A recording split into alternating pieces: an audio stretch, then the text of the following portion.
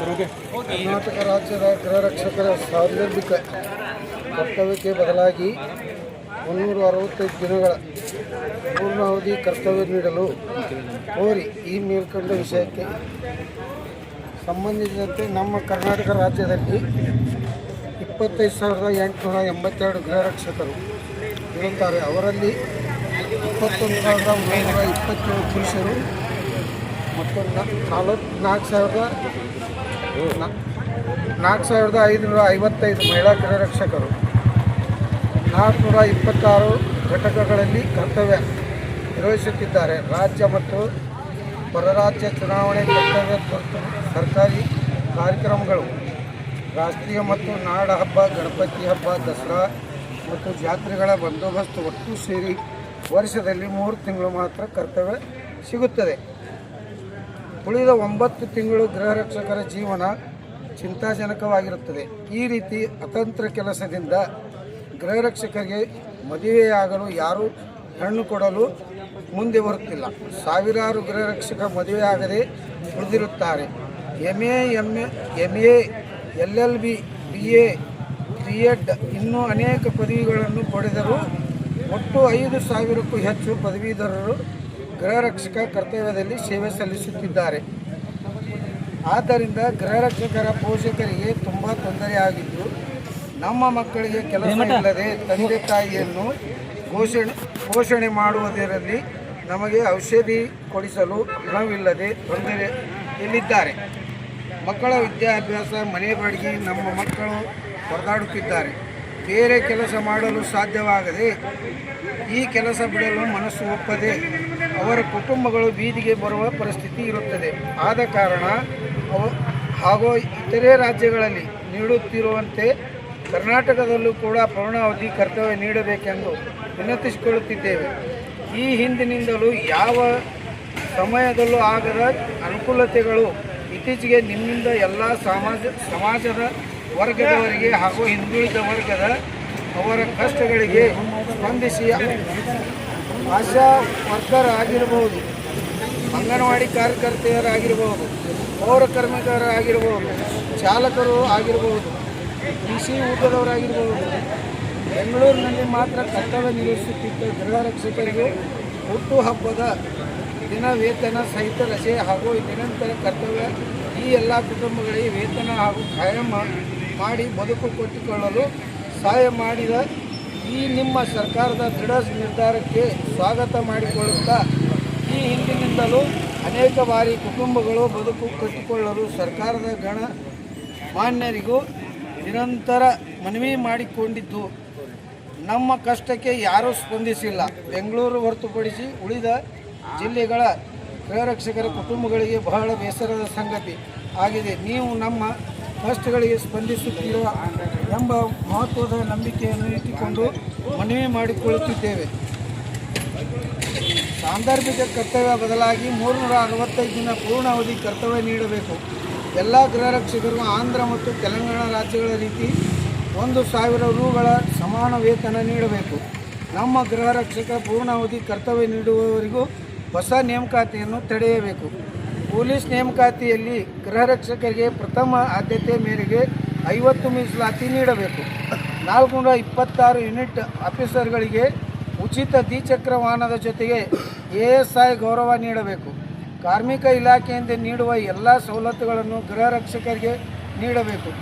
ಎಲ್ಲ ಗೃಹ ರಕ್ಷಕರಿಗೆ ತಾಲೂಕು ಮತ್ತು ಜಿಲ್ಲೆಗಳಿಗೆ ಸೇರಿದಂತೆ ಎಲ್ಲ ಕಡೆ ಉಚಿತ ಬಸ್ ಪಾಸ್ ಸೌಲಭ್ಯವನ್ನು ಒದಗಿಸಬೇಕು. ಎಲ್ಲ ಗೃಹ ರಕ್ಷಕರಿಗೆ ESI ಮತ್ತು PF ಸೌಲಭ್ಯ ಒದಗಿಸಬೇಕು. ಎಲ್ಲ ಗೃಹ ರಕ್ಷಕರಿಗೂ ವಸತಿ ಸೌಲಭ್ಯ ಒದಗಿಸಬೇಕು. ವಂದನೆಗಳೊಂದಿಗೆ ನನ್ನ ಭಾಷಣ ಮುಗಿಸ್ತೇನೆ.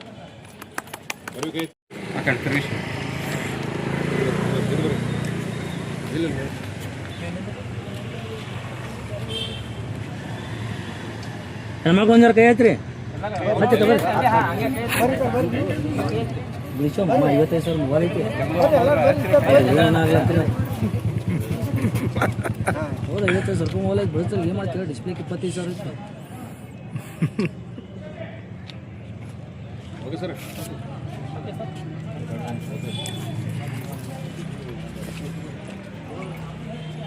ಲೇಬರ್ ರೈಟ್ಸ್ ಫೋರಂ ವತಿಯಿಂದ ಕರ್ನಾಟಕದ ಮುಖ್ಯಮಂತ್ರಿ ಸಿದ್ದರಾಮಯ್ಯ ಅವರಿಗೆ ಜಿಲ್ಲಾಧಿಕಾರಿಗಳ ಮುಖಾಂತರ ಸಲ್ಲಿಸಿರುವ ಮನವಿಯನ್ನು ರವಾನೆ ಮಾಡುತ್ತೇವೆ. ಹಲವಾರು ಒಂಬತ್ತು ಬೇಡಿಕೆಗಳ ಬಗ್ಗೆ ಸಲ್ಲಿಸಿದ ಮನವಿಯನ್ನು ಜಿಲ್ಲಾಧಿಕಾರಿಗಳ ಮುಖಾಂತರ ಕಳಿಸ್ಕೊಡ್ತೇವೆ. ಕಾಯುವಂಥ ಒಂದು ಹೋಮ್ಗಾರ್ಡ್ ಗೃಹ ರಕ್ಷಕ ಇವತ್ತು ಜಿಲ್ಲಾಧಿಕಾರಿ ಕಚೇರಿ ಒಂದು ಮನವಿ ಕೊಡಕ್ಕೆ ಬಂದಿರಿ. ಯಾಕೆ ಸರ್, ಏನು ಸಮಸ್ಯೆ ಆಗೈತಿ? ಸರ, ನಮಗೆ ನಿರಂತರ ಡ್ಯೂಟಿ ಇಲ್ಲ ಮತ್ತು ನಮಗೆ ವರ್ಷದಾಗ 3 ತಿಂಗಳ ಡ್ಯೂಟಿ ತೊಗೋತಾರೆ. ತೊಗೊಳೋ ಟೈಮ್ದಾಗ ನಾವು ಬೇರೆಯವ್ರ ಕಡೆ ಕೆಲಸಕ್ಕೆ ಹೋಗ್ಬೋದಾಗ್ತದೆ, ಅವರು ಕೆಲಸ ಬಿಡಿಸಿಬಿಡ್ತಾರೆ. ಅಲ್ಲಿನೂ ಇಲ್ಲ, ನಾವು ಇಲ್ಲಿನೂ ಇಲ್ಲ. ನಮ್ಮದು ಪರಿಸ್ಥಿತಿ ಭಾಳ ಗಂಭೀರ ಆಗಿದೆ. ನಮ್ದು ಯಾವುದೂ ಒಂದು ಸವಲತ್ತಿಲ್ಲ, ಒಂದು ಬಸ್ ಪಾಸ್ ಇಲ್ಲ, ಒಂದು ಡ್ಯೂಟಿ ನಮಗೆ ಖಾಯಂ ಡ್ಯೂಟಿ ಇಲ್ಲ.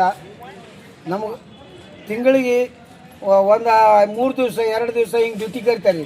ಹೋಳಿ ಹುಣ್ಣೆ ಆಯಿತು, ಮತ್ತು ಇದು ನಮ್ಮ ಮೊಹರಮ್ಮ, ಗಣಪತಿ, ದಸರಾ, ದೇವಿದು ಇವೆಷ್ಟು ಡ್ಯೂಟಿ ಕರಿತಾರೆ. ಅದ್ರ ಹೊರತುಪಡಿಸಿ ಮತ್ತು ಯಾವುದೂ ಡ್ಯೂಟಿ ಇಲ್ಲ.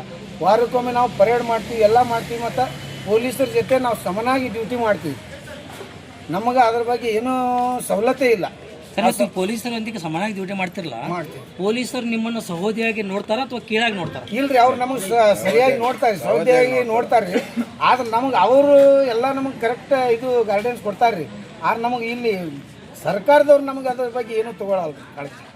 ಸರ್, ಇವತ್ತು 25 ವರ್ಷ ಆಯ್ತು ನಿಮ್ಮ ಗೃಹ ರಕ್ಷಕ ಮಂಡಳಿ ಹುಟ್ಟಿ. ಸರ್, ಯಾಕೆ ಪರ್ಮಿಟ್ ಮಾಡ್ಕೋತಾ ಇಲ್ಲ ನಿಮಗೆ? ಅದೇ ಸರ್, ಅದೇನಕ್ಕಾಗೆ ನಾವೀಗ 365 ದಿವಸ ನಮಗೆ ಡ್ಯೂಟಿ ಕೊಡ್ರಿ ಅಂತೇಳಿ ಅದೇ ಮನವಿ ಮಾಡತ್ತೀವಿ. 40 ವರ್ಷ ಆಯ್ತು ಸರ್ ಇದು ಹಿಂಗೆ.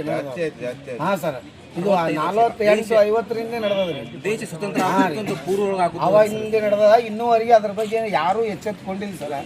ಈಗ ನಾವು ಅದಕ್ಕೆ ಒಂದು ಸ್ವಲ್ಪ ದನಿಗೂಡ್ಸಾಕತ್ತೀವಿ. ನಮ್ಮ ಗೃಹ ರಕ್ಷಕರು ಒಕ್ಕಟ್ಟುಗೂಡಿಸಿ ಬೆಂಗಳೂರಿನ ಹೋಗಿ ಬಂದೀವಿ. ಸಿದ್ದರಾಮಯ್ಯ ಸರ್ಕಾರದಾಗ ನಾವು ಹೋಗಿ ಮನವಿ ಕೊಟ್ಟು ಬಂದೀವಿ. ಆದ್ರೂ ಅದಕ್ಕೆ ಇನ್ನೂ ಸ್ಪಂದಿಸಿಲ್ಲ. ಅದಕ್ಕೆ ನಮಗೆ ನೀವು ಸ್ಪಂದಿಸಬೇಕು. ಮಾನ್ಯ ಮುಖ್ಯಮಂತ್ರಿಗಳಿಗೆ ಒಂದು ಅರ್ಜಿ ಕೊಟ್ಟಿದ್ದು ಅದು ಸಲ್ಲಿಸಬೇಕಂತೇಳಿ ತಮ್ಮಲ್ಲಿ ಕೇಳ್ಕೊತೀವಿ ಸರ್. ನನ್ನ ಹೆಸರು ಅಮೀನುದ್ದೀನ್ ದಸ್ಗೀರ್ ಸಾಬ್ ಮೋತಿಬಾಯಿ, ಘಟಕಾಧಿಕಾರಿ, ವಿಜಯಪುರ ಘಟಕ. Okay, thank you sir. 65 ವರ್ಷ ಆಯಿತು. ಅದು ಯಾಕಂದ್ರೆ ಇಷ್ಟು ಹಿಂದೆ ಉಳಿತಾ ಇದೆ ಅಂದರೆ ನಮ್ಮ ಹೆಡ್ ಏನಿದೆಯಲ್ಲ ನಿಷ್ಕಾಮ ಸೇವೆ, ಆ ನಿಷ್ಕಾಮ ಸೇವೆ ತೆಗೆಯುವ ತನಕ ನಮಗೆ ಯಾವುದು ಸವಲತ್ತು ಸಿಗೋದಿಲ್ಲ ಅಂತ ಮ್ಯಾಗ ನಾವು ಸರ್ಕಾರಕ್ಕೆ ಕೇಳಿದ್ದೇವೆ. ಎಷ್ಟು ಸಲ ಕೇಳಿದ್ರು ಅವರು ನಿಷ್ಕಾಮ ಸೇವೆ ತೆಗೆಸಬೇಕು, ತೆಗೆಸಿದ್ರೆ ಆಮ್ಯಾಗ ನಿಮ್ಗೆ ಪರ್ಮನೆಂಟ್ನೂ ಡ್ಯೂಟಿ ಆಗುತ್ತೆ, ಪರ್ಮನೆಂಟ್ ಆಗುತ್ತೆ, PF ಎಲ್ಲ ಸಿಗುತ್ತೆ ಅಂತೇಳಿ ಕಿಶಂದ್ರೆ ಹೇಳ್ತಾ ಇದ್ದಾರೆ. ಅದರಿಂದ ಆ ದಯಾಳುಗಳು DC ಸಾಹೇಬರು ಇದನ್ನು ಗಮನಿಸಿ ಡೈಲಿ ಅಂದರೆ 365 ದಿವಸ ಡ್ಯೂಟಿ ಕೊಡಬೇಕಂತ ಸರ್ಕಾರದಲ್ಲಿ ಕೇಳ್ಕೊಳ್ತಾ ನನ್ನ 2 ಮಾತು ಮುಗಿಸ್ತೀನಿ. ಸರ್, ಇನ್ನೊಂದೇನಪ್ಪ, ಸರ್ಕಾರ ಯಾಕೆ ನಿಮ್ಮ ಪೊಲೀಸ್ ಸರಿ ಸಮಾನಾಗಿ ನಿಮ್ಗೆ ಯಾಕೆ ನೋಡ್ತಾ ಇಲ್ಲ? ಪೊಲೀಸ್ ಅದೇ ನೋಡ್ರಿ, ಹೆಡ್ ನಮ್ದು ಏನದಲ್ರಿ ನಿಷ್ಕಾಮ ಸೇವಾ, ಆ ನಿಷ್ಕಾಮ ಸೇವಾ ತೆಗಿಯೋ ತನಕ ನಿಷ್ಕಾಮ ಸೇವಾ ಹೆಡ್ ಸೆಂಟ್ರಲ್ದವ್ರು ಐತಿ. ಆ ಸೆಂಟ್ರಲ್ದವ್ರು ತೆಗಿಬೇಕದು. ಅದು ಸೆಂಟ್ರಲ್ದವ್ರು ತೆಗಿಯಲಾಗ್ಯಾರ. ಈಗ ಉತ್ತರ ಪ್ರದೇಶ, ಆ ಕಡೆ ಮಧ್ಯಪ್ರದೇಶ ಎಲ್ಲ ಸ್ಟ್ರೈಕ್ ಮಾಡಿದ್ರು, ಅಂದವ್ರನ್ನ ಒಳಗೆ ಹಾಕಿದ್ರು, ಎಲ್ಲ ಮಾಡಿದ್ರು, ಆದ್ರೆ ತೆಗೆದಿಲ್ಲ ಇನ್ನು. ಸರ್, ಯಾಕೆ ನಿಮ್ಮನ್ನು ತಾರತಮ್ಯವಾಗಿ ನೋಡ್ತಾ ಇದೆ ಸರ್ಕಾರಿ, ಕೇಂದ್ರ ಸರ್ಕಾರ ಆಗಲಿ ರಾಜ್ಯ ಸರ್ಕಾರ ಆಗಲಿ? ಅದೇ ನಮ್ಮ ಬಗ್ಗೆ ಕಾಳಜಿನೇ ಇಲ್ಲ ರೀ ಅವರಿಗೆ. ಬಂದಕ್ರೆ ಇಷ್ಟು ಡ್ಯೂಟಿ ತಗೋತಾರ, ಉಪಯೋಗಿಸಿ ಬಿಟ್ಟು ಬಿಡ್ತಾರೆ ಕಲಾಸ. ಯಾಕೆ ಹಾಗಾದ್ರೆ ನೀವು ಮನುಷ್ಯರಲ್ವಾ? ನಿಮಗೆ ಹೆಂಡತಿ ಮಕ್ಕಳಿಲ್ವಾ? ನಾವು ಮನುಷ್ಯರು ಹೌದು, ಅವ್ರು ತಿಳಿದಿಲ್ಲ ಸರ. ನಾವು ಎಷ್ಟು ಸಲ ಹೇಳಿದೆವು, ಹೇಳಿ ಸ್ಟ್ರೈಕ್ನು ಮಾಡಿದೆವು. ನಮ್ಗೆ ಸಂಘ ಮಾಡ್ಲಿಕ್ಕೆ ಕೊಡೋದಿಲ್ಲ. ಸಂಘ ಮಾಡಿದ್ರೆ ಒಳಗೆ ಹಾಕ್ತಾರೆ. ಸಂಘ ಮಾಡಿದ್ರೆ ನಿಮ್ಮದೇ ಆದಂತ ಒಂದು ಸಂಘಟನೆ ಮಾಡಲು ಕೊಡ್ತಾರೆ. ಅದೇ ಸಂಘಟನೆ ಮಾಡಬೇಕಂದ್ರೆ ಮಾಡಿ ಕೊಡೋದಿಲ್ಲ, ಸಂಘಟನೆ ಮಾಡಕ್ಕೆ ಕೊಡ್ತಾರೆ. ಸರ್ಕಾರದವ್ರು ಮಾಡಿ ಕೊಡೋದಿಲ್ಲ. ನಮ್ಗೆ ತೆಗೆದ್ರೆ ಮಾಡಿದ್ರೆ ಏನು ಮಾಡ್ತಾರೆ, ಹೋಮ್ಗಾರ್ಡ್ದಿಂದ ತೆಗಿತೇವೆ ಅಂತೇಳಿ ಅಂಜಿಕೆ ಹಾಕ್ಬಿಡ್ತಾರೆ. ಕೊನೆಯದಾಗಿ ನೀವು ರಾಜ್ಯ ಸರ್ಕಾರ, ಕೇಂದ್ರ ಸರ್ಕಾರಕ್ಕೆ ಏನು ಹೇಳಕ್ಕೆ ಇಷ್ಟಪಡ್ತೀವಿ? ನಿಷ್ಕಾಮ ತೆಗಿಬೇಕು. ನಿಷ್ಕಾಮ ತೆಗಿಬೇಕಂತ ಇದೇ ಒಂದು ನನ್ನ ಮನವಿ, ಮತ್ತೇನಿಲ್ಲ. ನಿಷ್ಕಾಮ ಆಯ್ತಲ್ಲ, ಹೋಯ್ತಲ್ಲ, ಅದು ಗ್ಯಾರಂಟಿ ಎಲ್ಲ ನಮ್ಗೆ ಸವಲತ್ತು ಸಿಗ್ತದೆ. ಅಂದ್ರೆ ನಿಮ್ಮನ್ನು ಒಂದು ಪರ್ಮನೆಂಟ್ ಒಂದು ಅಧಿಕಾರಿಗಳನ್ನಾಗಿ ನೇಮಕ ಮಾಡ್ಕೊಂಡು ಡ್ಯೂಟಿ ಮಾಡ್ತೀವಿ. 365 ದಿನ ಡ್ಯೂಟಿಗಳು ಸಿಗಬೇಕು ಮತ್ತು ಅದೇ ರೀತಿಯಿಂದ ನಮಗೊಂದು ಗೌರವ ಸಿಗಬೇಕು. ಸರ್, ನಿಮ್ಮ ಹೆಸರು? ನಮ್ಮ ಹೆಸರು ಲತೀಫ್ ಮುಲ್ಲಾ ಅಂತೇಳಿ. ಹಾಂ ಸರ್. ನೀವು ಹೋಮ್ಗಾರ್ಡ್ನಲ್ಲಿ ಏನಿದೆ ಸರ್? ನಾವು ಪ್ಲಾಟೂನ್ ಕಮಾಂಡರ್ ಅಂತ ಇದ್ದಿದ್ದೇವೆ ರೀ. Okay, thank you sir. ಹಾಂ, ರಿಟೈರ್ಮೆಂಟ್ ಆಗಿ 2018 ರಿಟೈರ್ಮೆಂಟ್ ಆಗಿ. ಯಾರು ಮಾತಾಡ್ತೀರಪ್ಪ? ಚಲೋ.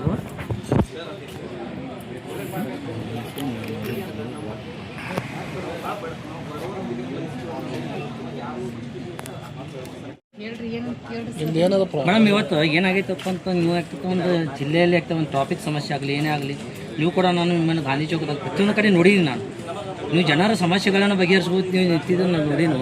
ಇವತ್ತು ಗೃಹ ರಕ್ಷಕ ಮಂಡಳಿದವರು ಇವತ್ತು ಜಿಲ್ಲಾಧಿಕಾರಿಗಳ ಕಚೇರಿಗೆ ಮನವಿ ಕೊಡಕ್ಕೆ ಬಂದಿರಿ. ಯಾಕೆ, ಏನು ಸಮಸ್ಯೆ ಆಗೈತಿ?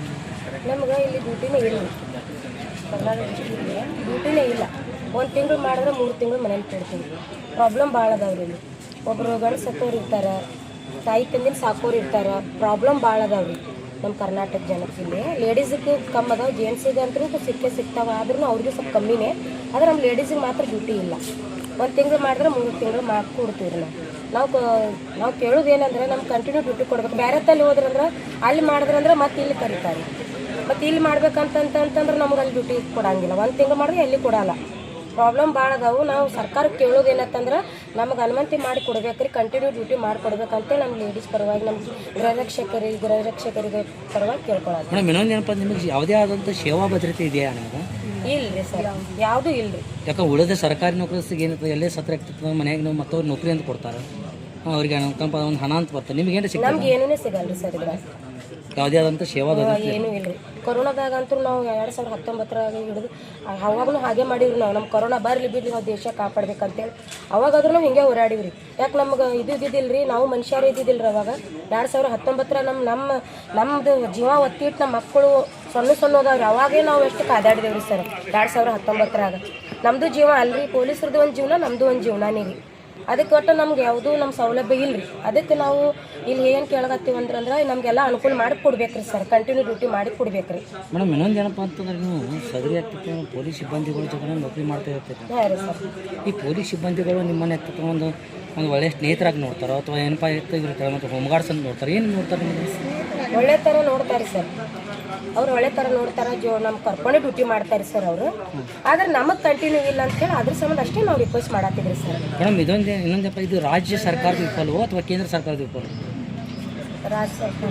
ರಾಜ್ಯ ಸರ್ಕಾರ. ಮುಂದಿನ ದಿನಮಾನಗಳ ಹೋರಾಟ ಯಾವ ರೀತಿ ಇರುತ್ತೆ? ಹೋರಾಟ ಇದು ನಮಗಿದು ಫಲಮಾಂಶ ಆಲಿಲ್ಲ ಅಂದ್ರೆ ನಮ್ಮ ಸರ್ ಮೋತಿಬಾಯಿ ಸರ್ ಅದು ಎಲ್ಲರೂ ಹೋರಾಡತ್ತಾರೆ. ಅವ್ರಿಗೋಸ್ಕರ ನಾವು ಹಿಂಬಲವಾಗಿ ಇರ್ತೀವಿ. ಮೇಡಮ್ ಇನ್ನೊಂದಪ್ಪ, ನಿಮ್ಮ 60 ವರ್ಷ ಆದ ನಂತರ ಎಲ್ಲ ಒಂದು ಅಧಿಕಾರಿಗಳಿಗೆ ಪಿಂಚಣಿ ಅಂತ ಇರ್ತದೆ. ನಿಮ್ಗೆ ಯಾವುದೇ ಥರ ಪಿಂಚಣಿ? ಏನು ಯಾವ ಫೆಸಿಲಿಟಿನೂ ಇಲ್ಲ ನಮಗೆ. ಪಿಂಚಣಿ ಇಲ್ಲ. ಎಲ್ಲ ಕಷ್ಟಕ್ಕಾಗಲಿ ಇಂತಲ್ಲಿ ಹೋಗಂತಂದ್ರೆ ಎಲ್ಲದಕ್ಕೂ ನಾವು ಪೊಲೀಸರಿಗೆ ಹೆಚ್ಚು ಡ್ಯೂಟಿ ಮಾಡ್ತೀವಿ, ಆದರೆ ನಮಗೆ ಯಾವ ಸೌಲಭ್ಯನೂ ಇಲ್ಲ. ನಿಮ್ಮ ಹೆಸರು madam? Shobha Shankaraiah Hiremath. Thank you madam. Sir, ನಮ್ಮ ಗೃಹರಕ್ಷಕರ ಒಂದೇ ಮಿನಿಟು